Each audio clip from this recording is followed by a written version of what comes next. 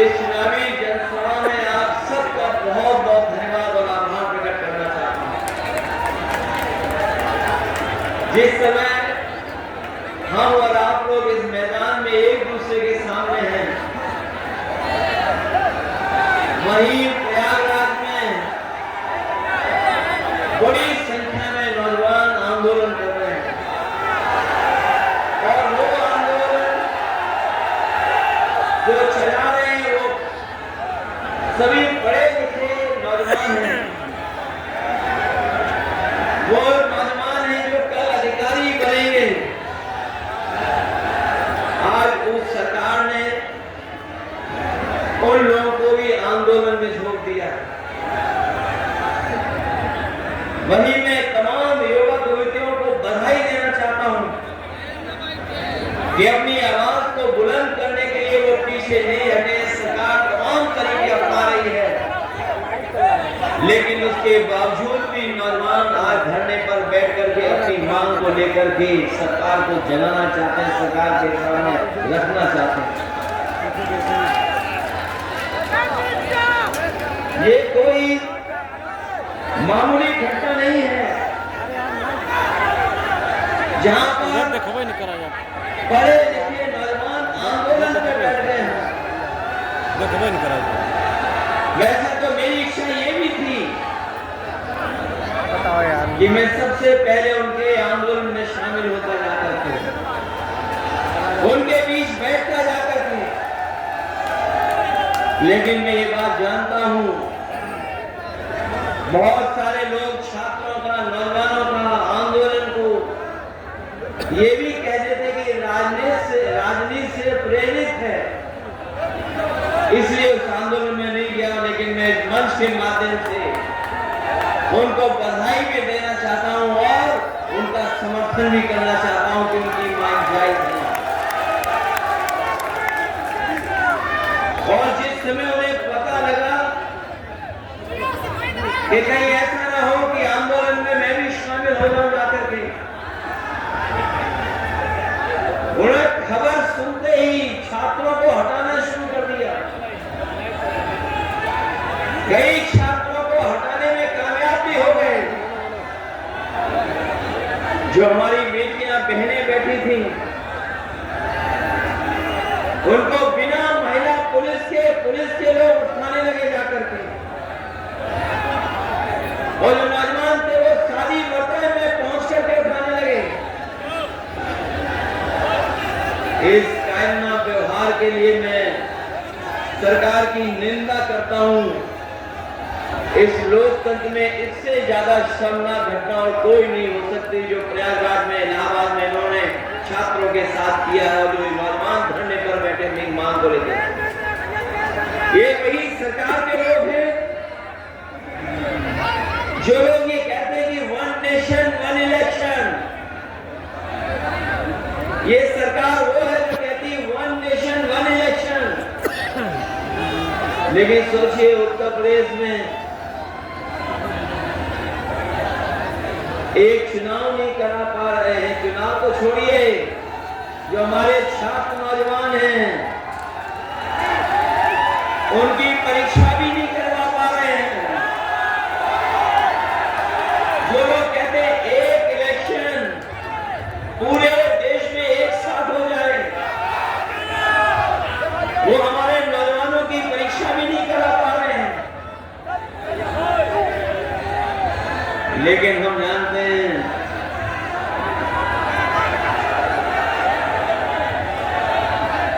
ये भारतीय जनता पार्टी में और इस सरकार के एजेंडे में न नौकरी है, न सौहार्द, न भाईचारा है। इनका कार्यकाल देख लीजिए, इनके एजेंडे में नौकरी नहीं है, इनके एजेंडे में सौहार्द नहीं है। और अभी तक तो न जाने कितने हम लोगों ने घटनाएं देखी होंगी जहां पर इन्होंने युवाओं के भविष्य का धोखा करने का काम किया। जिस समय लोकसभा का चुनाव था, आपको याद होगा, हम लोग ये बात जगह जगह कहते थे कि ये सरकार वो पेपर लीक जानबूझ करके कराती है। और पेपर लीक इसलिए सरकार कराती थी क्योंकि नौकरी इनके एजेंडे में नहीं थी। और उसी का परिणाम ये है कि इन्होंने नौजवानों को नौकरी नहीं दी, उनका भविष्य अंधकार में धकेलने का काम कर रहे हैं। ये भारतीय जनता पार्टी का इतिहास बन गया है कि अगर पेपर नहीं होगा तो उसमें भाजपा के लोग शामिल हैं। पेपर लीक में भाजपा के लोग शामिल हैं। परीक्षा प्रणाली में हेराफेरी करने वाले में भी भाजपा के लोग शामिल हैं। परीक्षा की तारीख भी टालने वालों में भाजपा के लोग शामिल हैं। और सबसे ज्यादा परीक्षा रद्द हो जाए उसमें भी भाजपा के लोग शामिल हैं। आरक्षण मारने वाला भी भाजपा ही है और रिजल्ट लटकाने वाले भी भाजपा ही के लोग हैं। और अगर रिजल्ट बन भी जाए, आ भी जाए,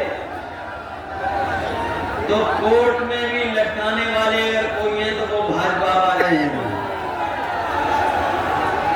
नौजवानों के भविष्य के साथ बड़े पैमाने पर खिलवाड़ कर रहे हैं। और इधर तो जब से समाजवादियों ने पीडीए का नारा दिया है, इन्हें डीएपी भी पीडीए ही नजर आने लगा है। ये जब दूर से देखते हैं डीएपी उसे में भी पीडीए दिखाई दे रहा है इनको। ये अक्षरों से खिलवाड़ कर रहे हैं, अक्षरों से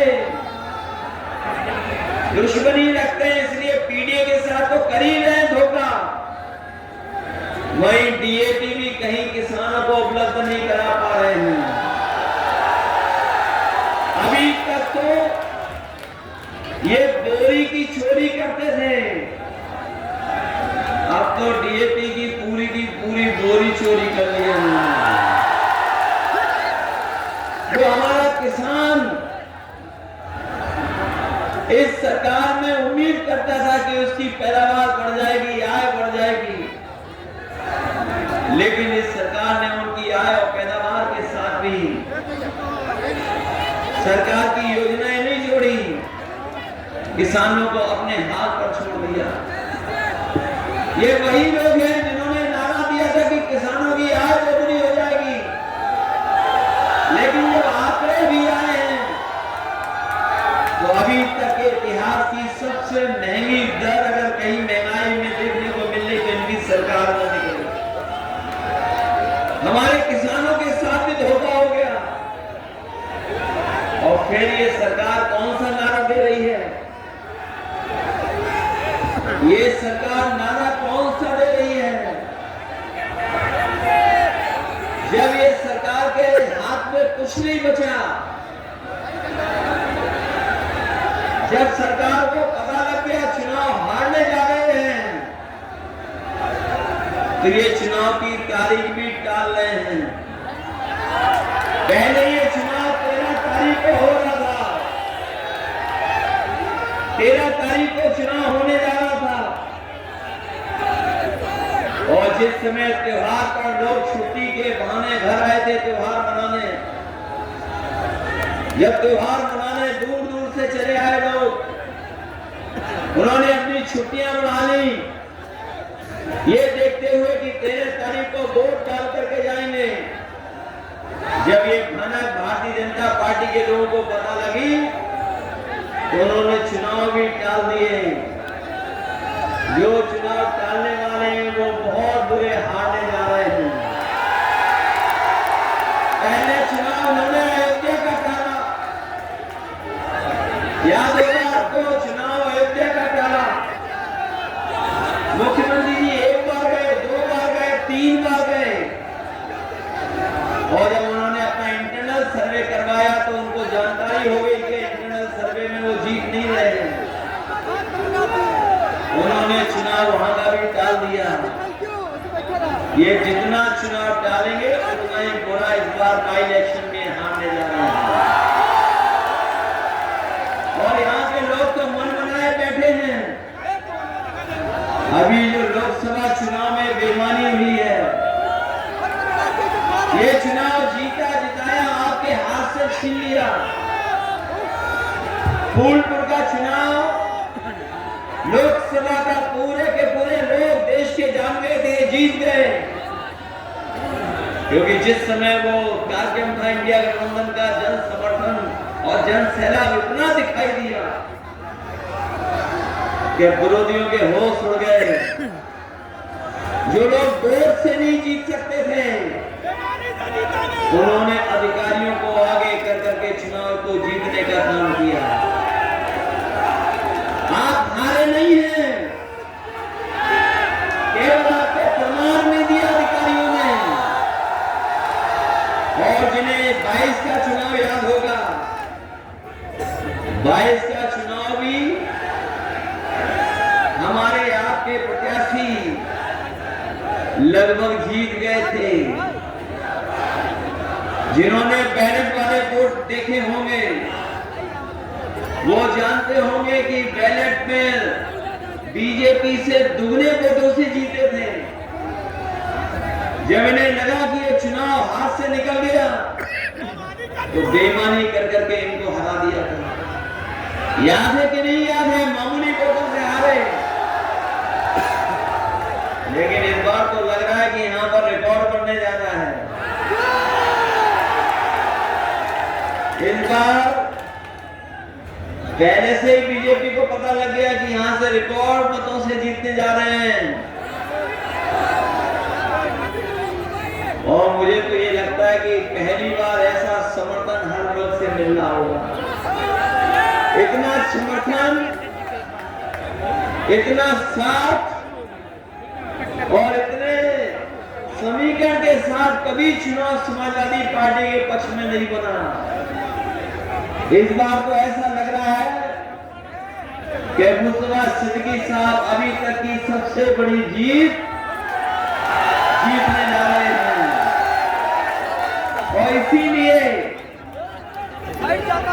जो हमारे लखनऊ वाले हैं उनकी भाषा बदली बदली नजर आ रही है।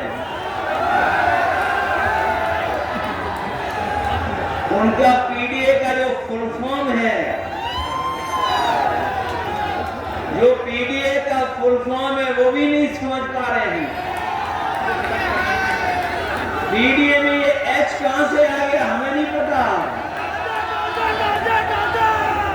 और जो पीडीए का फुल फॉर्म बता रहे हैं, कम से कम डीएपी का ही फुल फॉर्म बता के चले जाते हैं।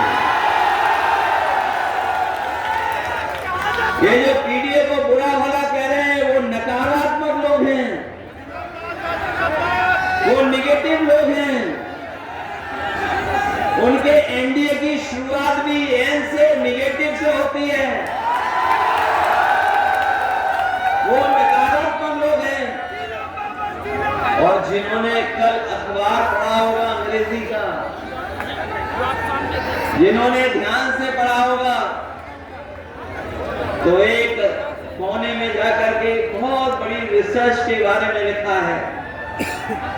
और वो रिसर्च ये कहती है, अमेरिका की एक यूनिवर्सिटी जो बहुत ही प्रतिष्ठित यूनिवर्सिटी है, उसकी रिसर्च ये कहती है जो नकारात्मक लोग होते हैं वो बूढ़े भी जल्दी हो जाते हैं और बुढ़ापा भी जल्दी आ जाता है और दुखी भी वही लोग रहते हैं और भूलने की भी बीमारी उन्हें हो जाती है। इसलिए हमारी सलाह उन लोगों से कि कम से कम अपनी नकारात्मक सोच को बदलें। अगर वो स्वस्थ रहना चाहते हैं तो नकारात्मक सोच से दूर हो जाएं। और जो हमें और आपको माफिया कहते हैं, गुंडा कहते हैं, बदमाश कहते हैं, मुझे तो लगता है कि जब वो घर से निकलते होंगे तो कभी आईना नहीं देखते होंगे। वो अगर आईना देख करके निकलने लगे को कभी माफिया नहीं कह सकते। ये पीडीए पॉजिटिव पॉलिटिक्स का आंदोलन है, ये हमारी सकारात्मक सोच का आंदोलन है। पीडीए का मतलब है प्रोग्रेसिव है, पॉजिटिव है। हम लोग सबका साथ और सबका विकास कर करके पीडीए को आगे बढ़ाना चाहते हैं। लेकिन पीडीए को देख करके कुछ लोगों को पेट में दर्द हो रहा है। उस दर्द को भी अगर कोई दूर करेगा तो पीडीए ही करेगा और आपका दूर एक दूर आपका करेगा। इसलिए हम आपसे कहना चाहते हैं कि ये चुनाव जरूर उपचुनाव है, लेकिन ये उपचुनाव संदेश देगा आने वाले समय को लेकर के जो 2027 में चुनाव होने जा रहा है। और जिन्होंने इतने सालों में काम नहीं किया है, उनसे आप उम्मीद भी क्या कर सकते हो। समय समय पे उन्हें हाई कोर्ट सुप्रीम कोर्ट ने डांटा है, जो अपने न्याय को और न्याय के लेकर के जगह जगह पर बुलडोजर लेकर के चलते थे। हम पीडीए के लोग और समाजवादी लोग कभी भी बुलडोजर को न्याय का प्रतीक नहीं मान सकते हैं।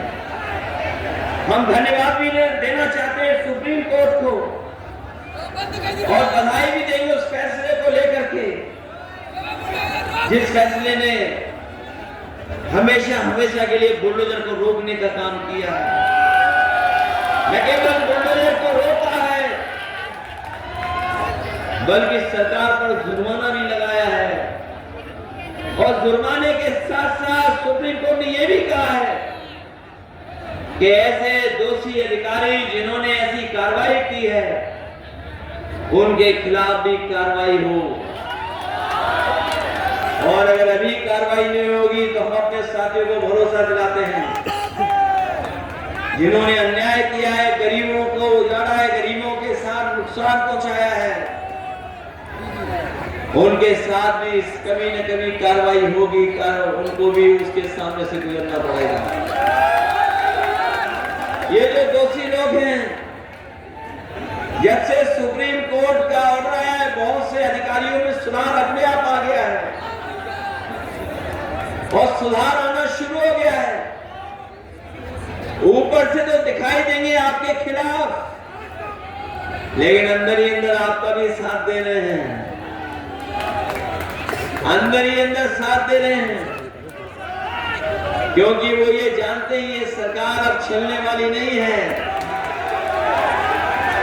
ये सरकार जाने वाली है। और आप देख लेना, महाराष्ट्र का परिणाम जो भी आएगा, उत्तर प्रदेश के मुख्यमंत्री उसके बाद बचेंगे नहीं, उनकी कुर्सी नहीं बचने वाली। और अगर हम लोग परसेंटेज के हिसाब से सोचें तो 100 में 100 सीटें ये हारने जा रहे हैं। और अगर गिनती में हिसाब किताब लगाओगे तो 9 में 9 सीटें ये हारने जा रहे हैं। इसीलिए सब ताकत लगा रहे हैं। जब इन्हें पता लगा कि जनता इनके साथ नहीं है, तो थोड़ा बहुत अधिकारियों के माध्यम से भी डरा रहे हैं, धमका रहे हैं। लेकिन वो जानते हैं जनता का जो समर्थन है, उससे न केवल सरकार डरी हुई है, बल्कि उनके भाषण सुनोगे तो वो खुद भी हिले हुए दिखाई दे रहे हैं कुछ कुछ।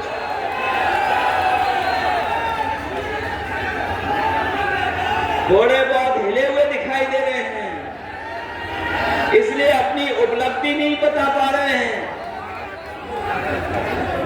उपलब्धि उनकी क्या है नहीं बता पा रहे हैं। उनकी उपलब्धि यही है कि किसानों को संकट में डाल दिया, नौजवानों की नौकरी और रोजगार छीन लिया, महंगाई बढ़ा दी। जहां त्योहारों पे हम लोग खुशियां मनाते थे, इस बार दुखी होकर के त्योहार मनाना पड़ा। जो मिठास थी वो त्योहारों की मिठास छीन ली सरकार ने, और महंगाई कहां पहुंचा दी। महंगाई आज भी बढ़ती चली जा रही है, और जो शादी ब्याह जो करना चाहते हैं गरीब परिवार के लोग, वो कभी दुकान की तरफ जाते होंगे सोना लेने, तो बताओ आज सोना कहां पहुंच गया है। जब बीजेपी की सरकार आई थी उस समय क्या कीमत थी बाजार में, और आज लगभग लाख के पास पहुंचा जा रहा है।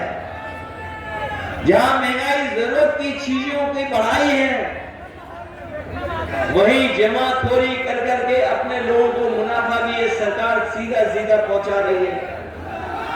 ये मुनाफा कमाने वाले लोग हैं, जब मुनाफा बढ़ाते हैं तब महंगाई बढ़ती है। ये महंगाई इसलिए बढ़ा रहे हैं क्योंकि ये अपने लोगों को मुनाफा देना चाहते हैं, मुनाफा पहुंचाना चाहते हैं। इसलिए इस चुनाव में हम आपसे सहयोग और समर्थन मांगने आए थे। पहले भी हम लोग आए थे जब लोकसभा का चुनाव था, और लोकसभा के चुनाव में भी हम लोगों ने आपसे अपील की थी और ये कहा था कि लोकतंत्र खतरे में है, संविधान खतरे में है।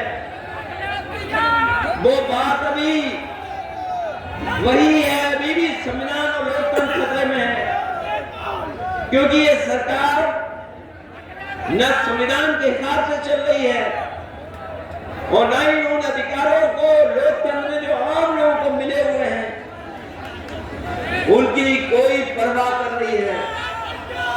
और इसीलिए आपने देखा समय समय पर हाई कोर्ट, सुप्रीम कोर्ट सरकार के खिलाफ कोई न कोई फैसला सुनाती है, लेकिन सरकार परवाह नहीं कर रही। हमारा लोकतंत्र और संविधान तभी बचेगा जब लखनऊ से और दिल्ली से भारतीय जनता पार्टी की सरकारों का सफाया होगा। ये दोनों जगह से सरकार हटेगी, तभी जाकर के हमारा लोकतंत्र और संविधान सुरक्षित होगा। वरना तो जिस तरीके से ये समय समय पर हमला कर रहे हैं, आज भी यूनिवर्सिटी कॉलेजों में जो आपको अधिकार मिलने चाहिए वो नहीं मिल पा रहे हैं। जो अपॉइंटमेंट हो रहे हैं वो मनमर्जी हो रहे हैं, अपने हिसाब से कर रहे हैं लोग। जो अपॉइंटमेंट हो रहे हैं, जो अपॉइंटमेंट करने वाले लोग हैं, वो भी इन्हीं के लोग हैं, इन्हीं के हिसाब से अपॉइंटमेंट कर रहे हैं। अभी भी वाइस चांसलर या उस तरह के जो अपॉइंटमेंट हैं, वो अगर किसी एक विचारधारा से जुड़ा है तो उसका अपॉइंटमेंट हो जाएगा। अगर वो लोकतांत्रिक है और संविधान के पक्ष में उसके विचार होंगे तो उसको मौका नहीं मिलेगा, अपॉइंटमेंट नहीं होगा। जाकर के किसी भी यूनिवर्सिटी को देख लीजिए, अभी भी 15% से ज्यादा पीडीए परिवार के लोगों के अपॉइंटमेंट नहीं हो पा रहे हैं। जो सेंट्रल यूनिवर्सिटीज हैं या स्टेट यूनिवर्सिटी हैं, आज भी वहां पर जो प्रोफेसर हैं, जो सब नौकरियां हैं, वो 15% से ज्यादा पीडीए परिवार के लोगों को नहीं मिली हैं। अभी भी उनके साथ भेदभाव हो रहा है। और अभी हाल में हम लोगों ने चुनाव में देखा कि ये सरकार बीएलओ से लेकर के अधिकारियों तक में पोस्टिंग में भेदभाव कर रही है। इन्होंने सूचियां मंगवाई और पूरी देखी एक साथ कि इसमें बीएलओ जो सबसे छोटा कर्मचारी अधिकारी है, कहीं कोई पीडीए परिवार का तो नहीं अपॉइंट हो गया। अगर कोई पीडीए परिवार का था तो उसे तुरंत हटा दिया गया। न केवल बीएलओ स्तर पर भेदभाव किया है, बल्कि ऊपर जो बैठे अधिकारी उनमें भी भेदभाव किया है। और आज भी अगर आप देखोगे तो हर स्तर पर भेदभाव का सामना करना पड़ रहा है। ये लोकतंत्र के पक्षधर लोग नहीं हैं, ये संविधान पर चलने वाले लोग नहीं हैं।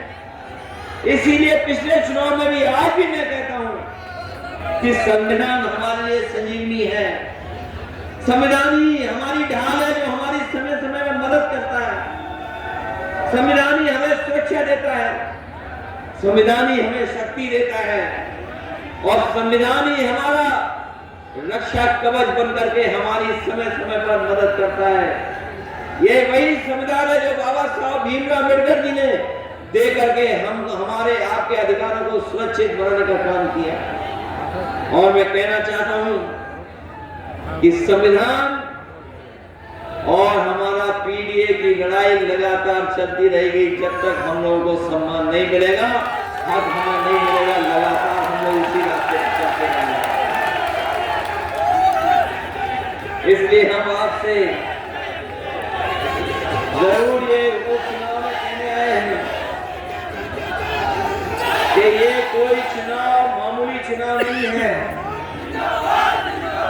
पूरी ताकत भारतीय जनता पार्टी लगाए हुए है। अपने सभी नेताओं को, जो बड़े बड़े नेता हैं, उन्हें भी भेज रही है। कई ऐसे लोग भी आ रहे होंगे मैदान में जिन्हें कुछ मिलना ही नहीं है कभी, और जो बड़ी बड़ी बातें कर रहे हैं,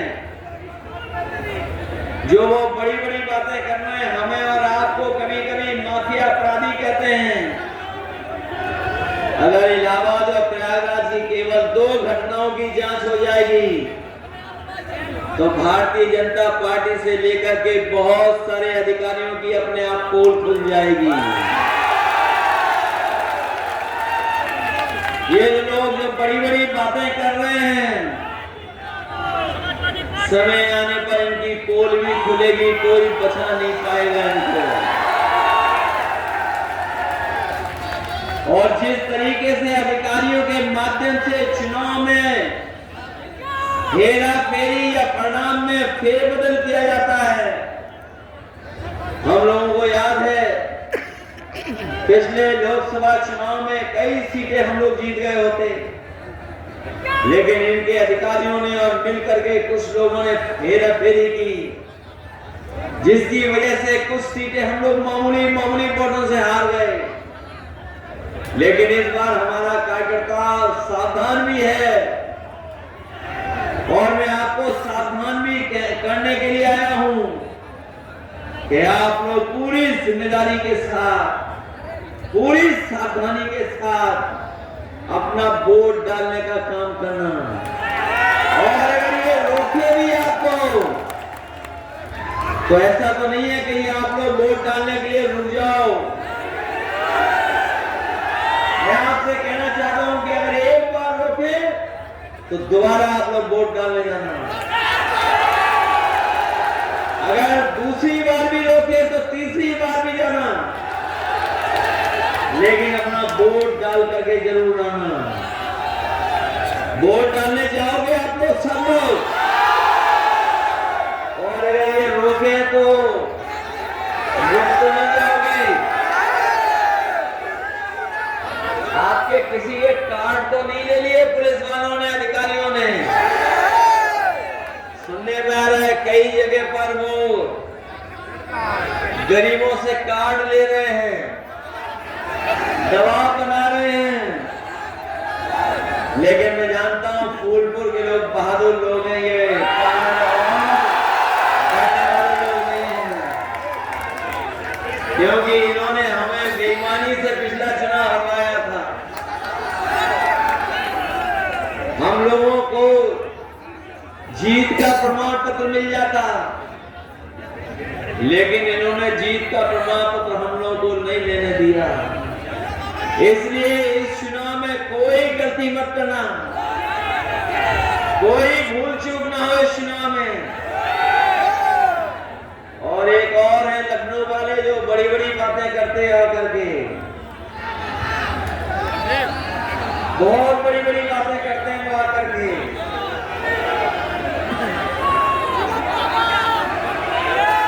लेकिन इस बार तो प्रयागराज के नौजवानों ने ये संदेश दे दिया है, और जो आंदोलनकारियों ने एकदम संदेश साफ कर दिया है, और जो माहौल बना है वो योगी बनाम प्रतियोगी माहौल बन गया है। और हमारे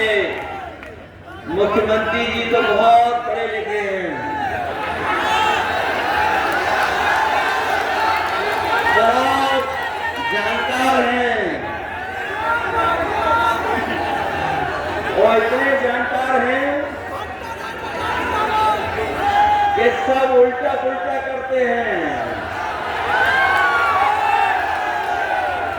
जहां कम बोलना चाहिए वहां ज्यादा बोलते हैं, और इसीलिए कम बोलने की हमारे धर्म में पुरानी परंपरा रही है। इसीलिए हमारे आपके धर्म में मौनी बाबा भी होते हैं, लेकिन ये जब बोलते हैं तब कड़वा बोलते हैं। इनकी नकारात्मक सोच ही है जो नकारात्मक भाषा बना रही है इनकी। अब तो जनता भी समझ गई है इनकी इन सब बातों को, इसलिए जनता भी सावधान है। और इस सरकार से तो बहुत सावधान है, क्योंकि जो लोग कहते थे डबल इंजन, वो डबल इंजन एक दूसरे से टकरा रहे हैं, और टकरा इसलिए रहे हैं जो ये कहते थे कि कानून व्यवस्था में जीरो टॉलरेंस अपनाएंगे, वो अभी तक अपना डीजीपी अपॉइंट नहीं कर पाए हैं परमानेंट। अभी भी कार्यवाहक अधिकारियों से काम ले रहे हैं, और जो 50वें पायदान पे था उसे सबसे ऊपर बैठा दिया। तो सोचो जो नीचे वाले हैं कितना बुरा मान रहे होंगे। जो 50वें पायदान पे था वो सबसे ऊपर है, तो नीचे वाले क्या कर रहे हैं? और ये पहली बार यूपी में देखने को मिल रहा है कि अभी तक तो ये देखते थे कि पुलिस चोर को पकड़ रही है, लेकिन अब तो पुलिस को पकड़ रही है। अभी हाल ही में आपके बगल में जानकारी मिली कि कुछ लोग जुआ खेल रहे थे, और जुआ की जानकारी पुलिस को पता लग गई। उनका एक अधिकारी गया और पूरा पैसा भर ले गया, और वही जानकारी जब हमें मिली तो हमने सोशल मीडिया पे डाली। उन्होंने कहा कि नहीं, ऐसी कोई घटना नहीं हुई है, लेकिन हम अपने पत्रकार साथियों का धन्यवाद देंगे। ये भी बहुत खोजी होते हैं, ये भी कहीं से सीसीटीवी की फुटेज निकाल के ले आए, और उन्होंने भी सोशल मीडिया चैनल पे चला दी, और देखने को मिला कि वही पुलिस के अधिकारी है बैग लेकर के जा रहे सीसीटीवी कैमरे के अंदर। बाद में सस्पेंड होना पड़ा। न केवल ये एक घटना है, बल्कि हमारे बलिया और गाजीपुर के लोग जानते होंगे, एक खाने की कमाई लाखों में थी प्रतिदिन कमाई लाखों में थी, लाखों में। कोई कहता था 5 लाख, कोई कहता था 10 लाख, कोई कहता था 15 लाख। उसकी कमाई को रोकने के लिए एडीजी और बड़े बड़े अधिकारियों को जाना पड़ा, और जब छापा पड़ा उस थाने पर तो पुलिस भाग गई और पैसा भी बरामद हुआ है। सोचिए, ये है पुलिस जीरो टॉलरेंस वालों की। और मैं आपसे ये भी कहना चाहता हूं, जो महिलाएं और बेटियों की सुरक्षा की बात कर रहे हैं, पूरा रिकॉर्ड उठा करके देख लें आप।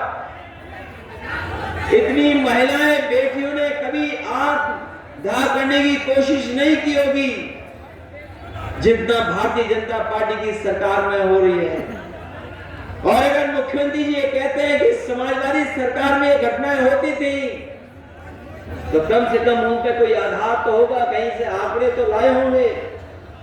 अगर हम आंकड़े देखेंगे एनसीआरबी के, तो सबसे ज्यादा असुरक्षित अगर कहीं महिलाएं और बेटियां हैं तो वो उत्तर प्रदेश में, वो भी बीजेपी की सरकार में। और अभी आपने अखबार पढ़ा होगा, लखनऊ में आत्मदाह बेटियां न करें, महिलाएं न करें, उसके लिए अलग से फोर्स का गठन हुआ है।